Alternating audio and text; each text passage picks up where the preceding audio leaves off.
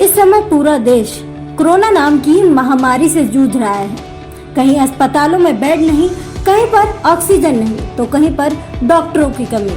इसी के तहत हमारी टीम ने दाता देव हॉस्पिटल का निरीक्षण किया और वहां पर लोगों को जो कोरोना वैक्सीन लगाई जा रही है उसका जायजा लिया। साथ ही हमने हॉस्पिटल के एमएस से भी बात की और उनसे अस्पताल और उनके स्टाफ के बारे में जानकारी ली।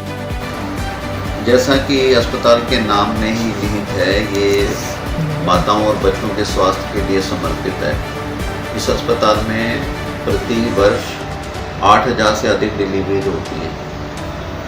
चूँकि ये आम जनता की महिलाओं के स्वास्थ्य के लिए समर्पित है, तो आम तौर पर एक बेड पे हमारी 1 या 2 महिलाएं अक्सर होती हैं।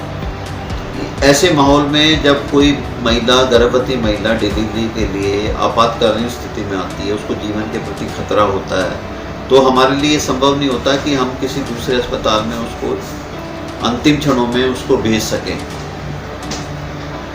क्योंकि अस्पताल आम जनता के और साथ साथ इसके साथ हमें सबसे बड़ी दिक्कत ये हो रही है कि आसपास के सभी अस्पतालों में अधिकतर ने डिलीवरी सर्विसेज कोविड की वजह से बंद कर दिया है, या उन्हें कोविड अस्पताल बना दिया गया है, या अगर वो पार्षदिक कोविड हॉस्पिटल भी हैं तो उनमें अधिकतर वो सेवाएं कोविड के रोगियों के लिए समर्पित है।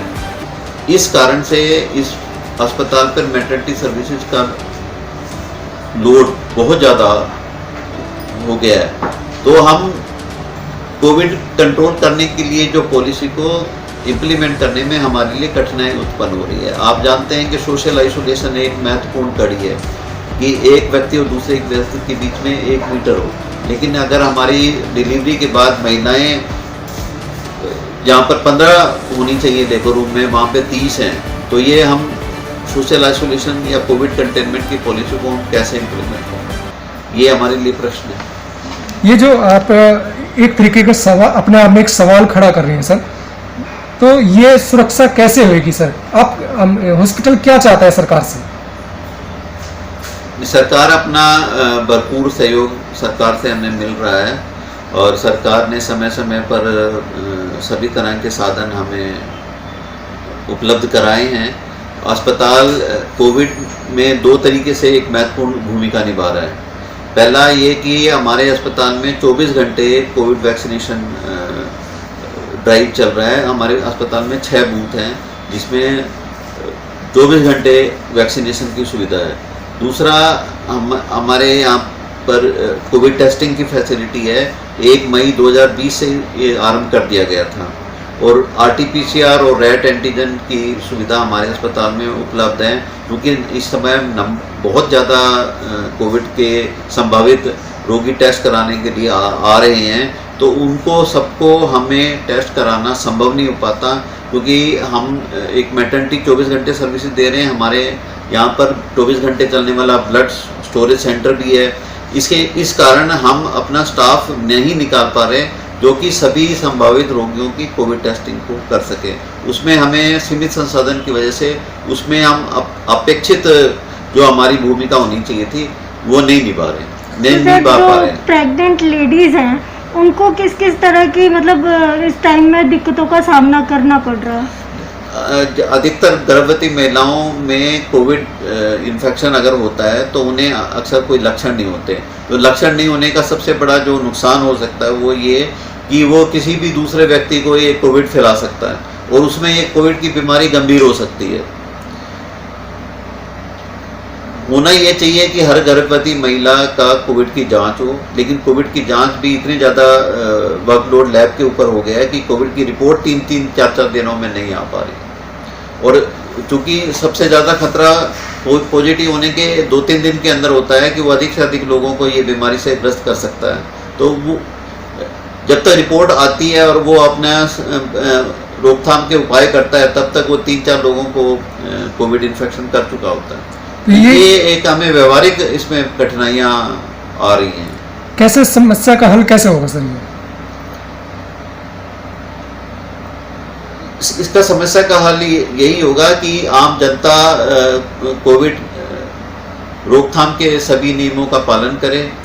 और सरकार ने जो सुविधा प्रदान की है कि 45 वर्ष से आयु के अधिक लोग, हेल्थ वर्कर्स और फ्रंटलाइन वर्कर्स, ये कोविड वैक्सीनेशन लगाएं और मास्क, सोशल आइसोलेशन, और अगर आपको किसी भी तरह के लक्षण लगते हैं जिनमें कोविड हो सकता है, अपने आप को आइसोलेशन करें और टेस्ट कराएं।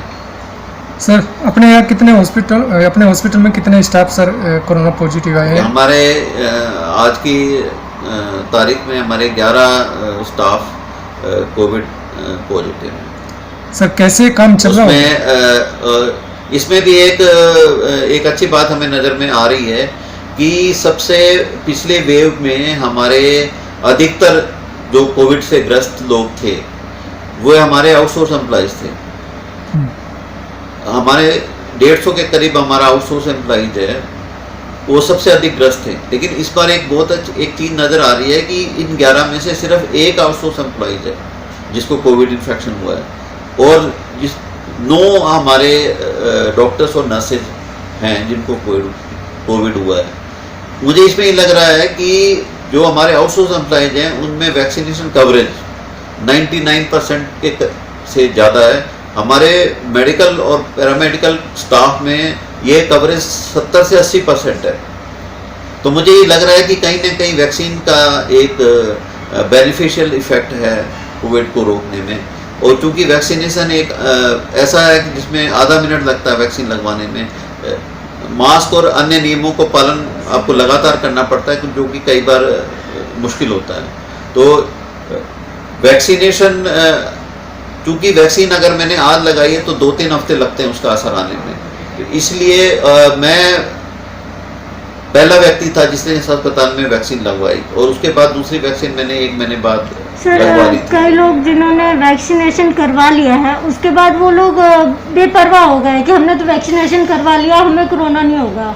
ये हम जानकारी सबको देते हैं कि अगर आपको वैक्सीन लगाई है तो भी इन सभी नियमों का आपको पालन करना है।